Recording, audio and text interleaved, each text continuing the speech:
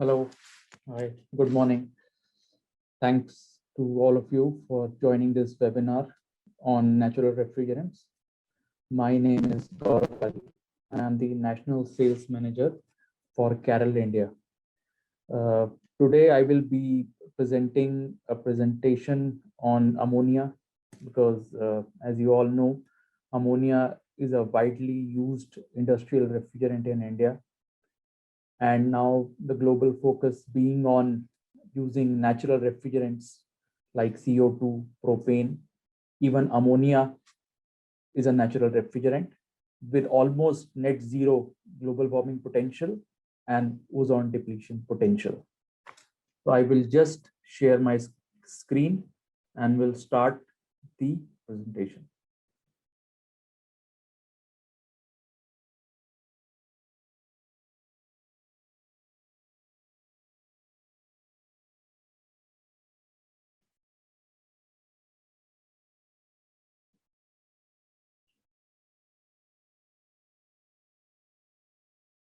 Yes. So as I told you, this presentation is for ammonia solution for Indian market.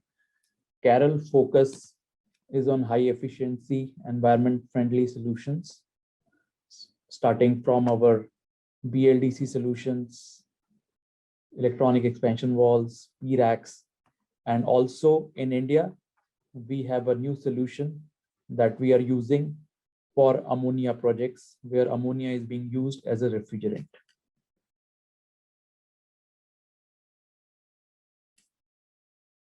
Yes. Yes. So topics that I will be covering today will be ammonia as a natural refrigerant. It has a lot of benefits as well as side effects of using ammonia as a refrigerant. Carroll solution for ammonia systems. So in that we have individual compressor management. I will be covering a little bit about the multiple compressor management, the HP receiver, evaporative condensers, LP receivers, management of indoor units, ACUs. Carroll also have a wide range of sensors that are being used. And above all, we have all these supervisory systems because as in these COVID times, the necessity of using, managing a plant remotely has grown a lot. So we have solutions in which you can manage the complete ammonia plants remotely and also monitoring of the compressors. So I'll just start. So ammonia as a natural refrigerant. Ammonia was first used in 1876 in a vapor compression cycle by Carl von Linde. So that is the time it was first used in a vapor compression machine as a refrigerant. Due to the success of CFCs, that is chlorofluorocarbon refrigerants, ammonia came under pressure because the problem with ammonia was that it can't be used in smaller systems. So, and also to counter that, then the CFCs came into picture.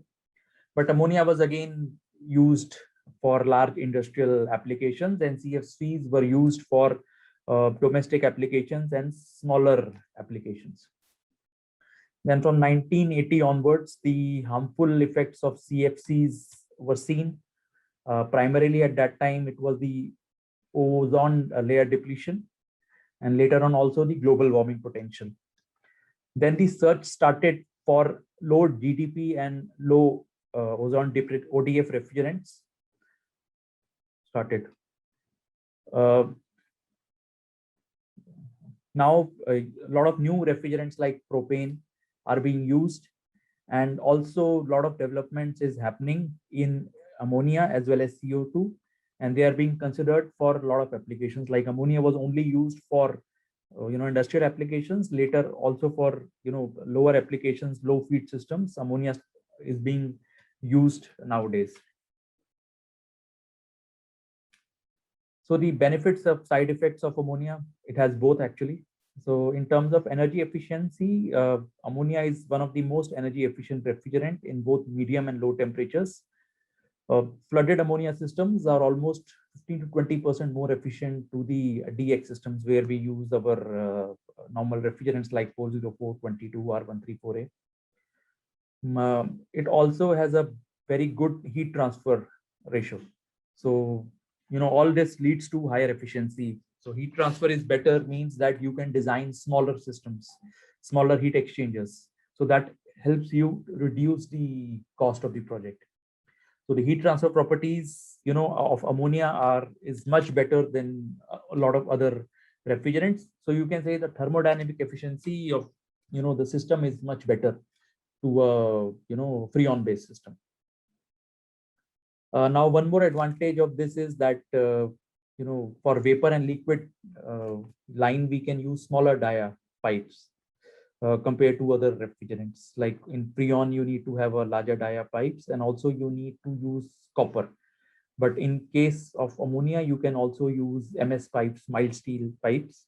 So that also reduces the cost of your project. Next one is safety. Safety is a concern for ammonia because ammonia is a toxic refrigerant and also inflammable at certain concentration. The advantage what you can see is that it has a lot of odor. So if there is a leak in the ammonia system, so immediately you can check the leakage of the system, unlike freon, which is odorless. So it can be detected, and and utmost care should be given while handling these ammonia refrigerants, because if the leak is high, then it can also be fatal and cause a lot of problem. As ammonia is a natural refrigerant, the environmental impact is very low. So it is almost equal to zero, the global warming and the ozone depletion potential. So as you can see that ammonia is, easily available, and low GDP, low ODP, better efficiency. So in terms of a good natural refrigerant, ammonia, is a very good choice. One more big advantage of ammonia as a refrigerant is its cost. Not only the setup cost is lower, also the gas in itself is very cost effective compared to freon refrigerants, or to the tune of, you can say, almost, if I'm not wrong, if ammonia costs around 80 to 100 rupees kgs, Indian rupees, then the normal freon refrigerant starts from 4 to 500 rupees per kg. So you can see there is a 4-5 times difference in the cost. So for example, in case of a leak of ammonia, the recharge cost is very low. But in case of a major leak in a freon system, the cost of the recharge would be very, very high. And, it can create a lot of trouble as well. So I will start with the compressor management. So ammonia compressor management. So we have, Carroll India has solutions in which we can manage your single stage compressors, medium temperature compressors, dual stage compressors, and we can manage your suction, discharge, oil, and all the safeties in the compressor. We can control the envelope of screw compressors. Like every compressor has a envelope of operation. So we have systems that we can manage through them via our control systems. We can manage all the alarms. We can manage on the event history. We can have all the data logging, and we can see how the system was behaving. The alarms can be registered, and also in case of a severe alarm, we have a system that the information immediately goes to the maintenance teams who can then take the corrective actions. So, the advantage of this system is that whenever the fault happens or it is about to happen, you will get an alarm rather than knowing the fault after it has happened. So you can avoid a major mishap, and a major cost can be saved. Apart from that, we can generate reports, the data logging systems that we have. And as I earlier told you, we have remote monitoring systems as well. So the systems are such and easy to use that you can manage the whole plant remotely.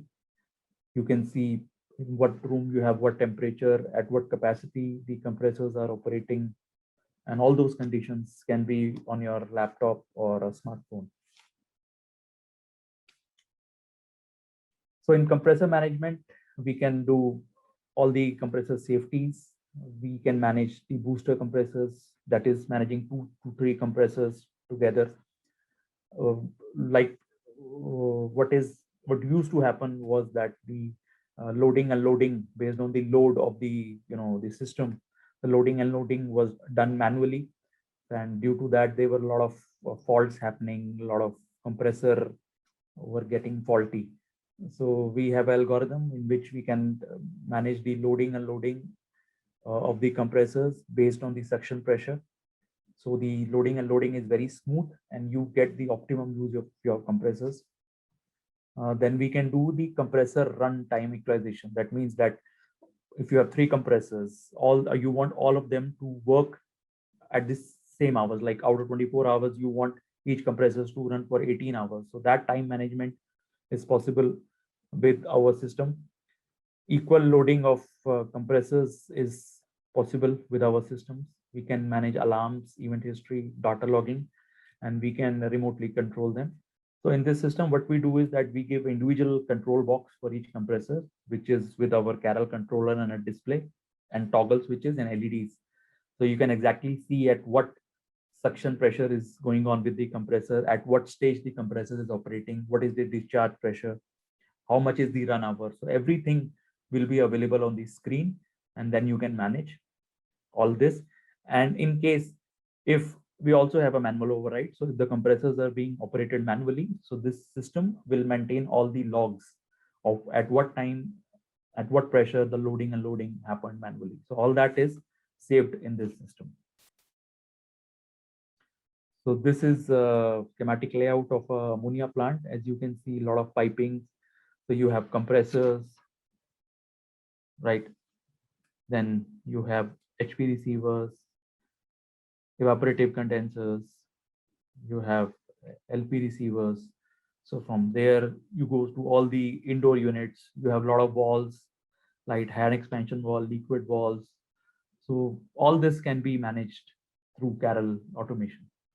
So most of these systems can be automated, be it compressor management, as I will show you further in the slide. You can manage the HP receivers, LP receivers, evaporative condensers. If it is water cooled, we can manage the fans. If it is water cooled, we can manage the pumps, working standby concept. Everything can be managed. Same in case of evaporators, we can manage the surge system, the direct expansions, the hot gas defrost. So all that is manageable and can be done with our automation solutions. During the slide, if you have any questions, you can just click on question and answer on the screen, and you can just post your question. So when this session is complete, I will try to answer your question. So the first one is the HP receiver management. So in high pressure, so we can manage all the safeties, right? So the pressure doesn't go beyond a certain level. We have the liquid level management, how much liquid is there in the HP receiver, the liquid, how much liquid temperature, pressure, and we can do multiple purging, because in ammonia systems over a period of time, there is a lot of undesired gases that accumulate in the system, and they reduce the efficiency of the system. So in order to improve that efficiency and to remove those gases, we have the air purge. Generally, it is done manually, but we have a system that we can do multiple automatic air purging of the receivers. The second one is the evaporation condenser management. So generally speaking, ammonia systems are water cooled systems. So in this system, you can have multiple fans, multiple pumps, working plus standby. So these can be on off type, or could be with modulations. See, pumps could be with VFDs, variable frequency drives. The fans would be EC, electronically commutated, or with VFD. So we can manage that all based on the discharge pressure. So we can modulate the fans, We can reduce the RPM of the pumps, or we can do a working or standby equal our use of pumps. And we can also use a ambient sensor or a sump sensor. So that means based on the ambient temperature, it will work, or based on the water temperature inside the evaporative condenser, if the water is cold or if the water is hot. So like that, we can manage the complete system. So in this, all the system is automatic. And second thing is that we have a provision of, being more energy efficient in using all these, because pumps and fans consumes a lot of power. So you can manage them, remotely, automatically, and you can save a lot of power as well. The third one is your low pressure receiver. So in the low pressure receiver, again, we have liquid temperature management, level sensor, how much liquid is inside the receiver, how to manage that. All that could be done with our system. And then we also, if it is a pumped ammonia system, then we can manage the pumps as well. The ammonia pumps, standby working management can be done, equal run hours. So everything could be done with this LP receiver management. The next one is the air purging, as explained you earlier. So it improves the complete efficiency. It eliminates all the use the requirement of the skilled workers for air purging, and they can easily remove your non-condensable gases from the system. So it will improve a lot of efficiency in the system. So everything is automatic. So it is quite good. Yes, a very important aspect of ammonia system, as I've already told you, ammonia being a very hazardous gas. So exposure to this gas can be dangerous for anyone. So that is the reason also that all the industrial or bigger size ammonia cold storages are, you will see, mostly in outskirts of the main cities, because in case of a leakage, it can cause a lot of problem.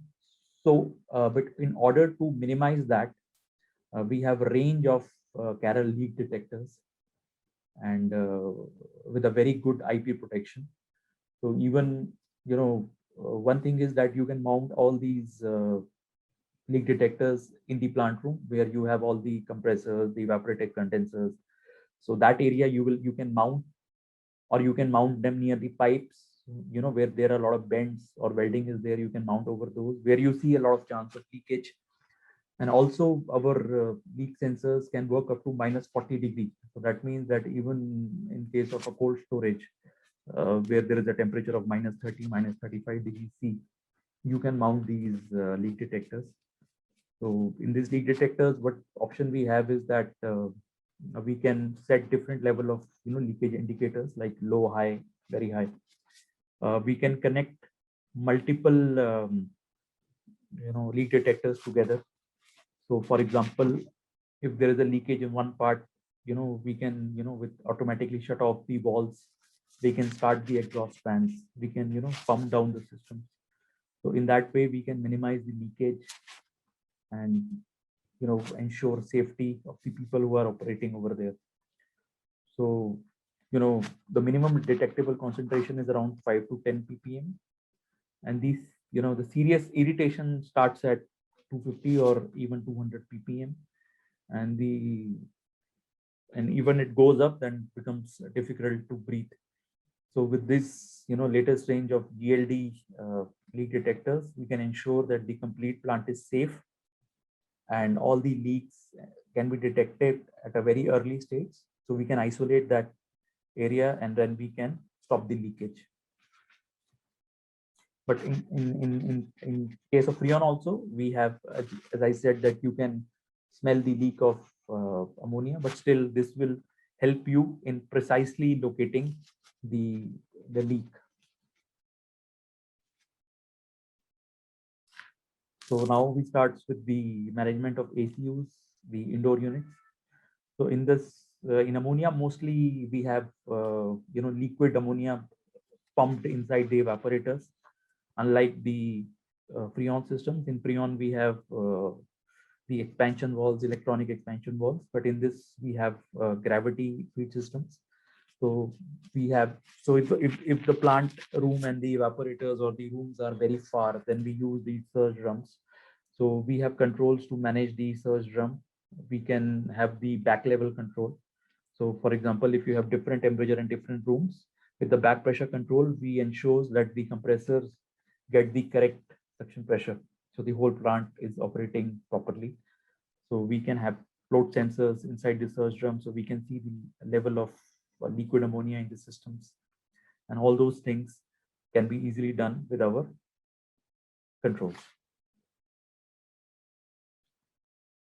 Then in the pumped ammonia systems, we can ensure the temperature control of the room. We have an option of doing, in case of negative temperature storages, we have an option of defrosting via hot gas. We have an option of defrosting via electric, and in some cases, hot water is also being used. So we can control those walls, and we can do the defrosting. We can do the fan controls, like if it is on off, then we can do on off, and if it is variable, if it is a EC fan, then we can also do the modulation based on the return air temperature or the coil temperature. This will help save a lot of energy, because generally ammonia evaporators are very big and the fan sizes are pretty big. So if we modulate them as per the room temperature, we can see a lot of energy saving. And also we can integrate it with the ammonia leakage system. So in case of an alarm, the fans will switch off, the valves will shut, so all those things can be easily integrated with this system. Now we have a lot of sensors as well, which are used in the ammonia systems. We have a quite big range of SS stainless steel pressure transducers. We have the transducer range starts from -1 and goes up to 65 bars. So it covers most of the applications for refrigeration as well as air conditioning. We have a lot of temperature probes. So we have NTC sensors, PTC sensors, PT1000, PT100. So all range of sensors that are required, we have them. So we have the level sensors, which can be used in your LP receivers, HP receivers, and also in surge drums. So we can ascertain the level of liquid ammonia in the system, and the control mechanism will work accordingly. The length of the measurement could be 300 mm, which is quite big.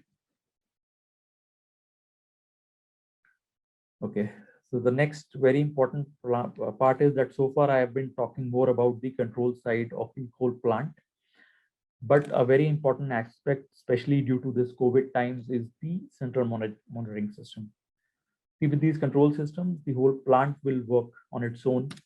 But if you're not able to, like in India, we had a very strict lockdown, so people were not able to travel. So in that time, this central monitoring system was of great help. So a lot of people were managing their plants and their systems remotely. They were getting regular updates, warning SMS, alarms, mails.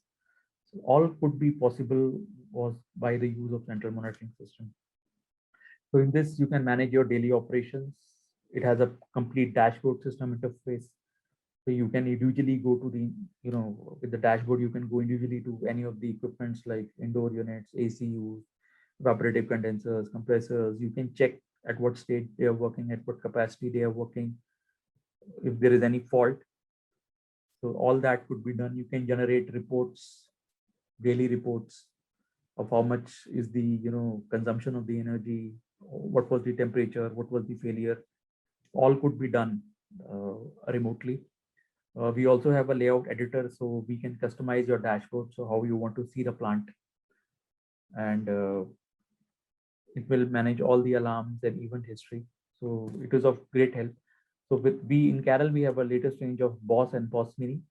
So in this, you have an option of a Wi-Fi hotspot. So with this, within the perimeter of the plant, so every time you don't need to go in front of your SCADA or your supervisory system, you can just connect your laptops and smartphones with that device, and you can access the whole system. Obviously, you will have a login ID and a password for doing so. So this is for that local area. And if you want to access it from somewhere else, we also have a solution that I will cover in my next video.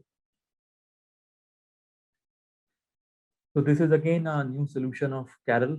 We call as the Carol Cloud Gate. So it is IoT gateway, Internet of Things. So in this, what option we have is that in this we have a SIM card that can be activated. It's a 4G, and also if the customer is having Wi-Fi in his facility, that the Wi-Fi can be connected. So this device can be connected to 10 units. That means 10 compressors, or how many, up to 10 controls, irrespective of how many equipments they are managing. So in this, all the data will go to cloud. So we will give you a separate cloud login ID and a password. All the data of temperature, pressure, RH, CO2 will be stored in that cloud. And whenever you want to access, download that data, you can. You can also remotely control your system with this system. So in this, there is a one-time hardware cost, and the second is the annual charges, because we will provide you a space in our cloud and access, so that the whole package is of, you have to annually recharge it. So if it is a small plant, a mid-sized plant, then this is a good option. And if you have a bigger plant, then the Boss Mini can be connected, and you can give a static internet connection to this and access it remotely.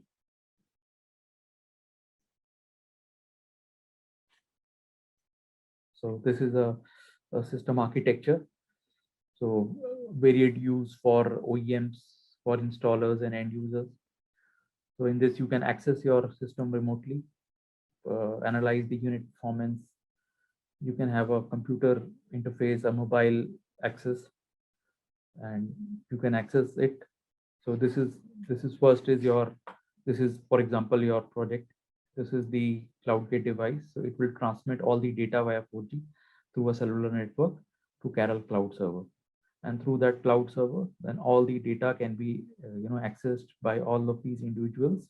All you need is a good internet speed, and you can connect with this with a login ID and a password.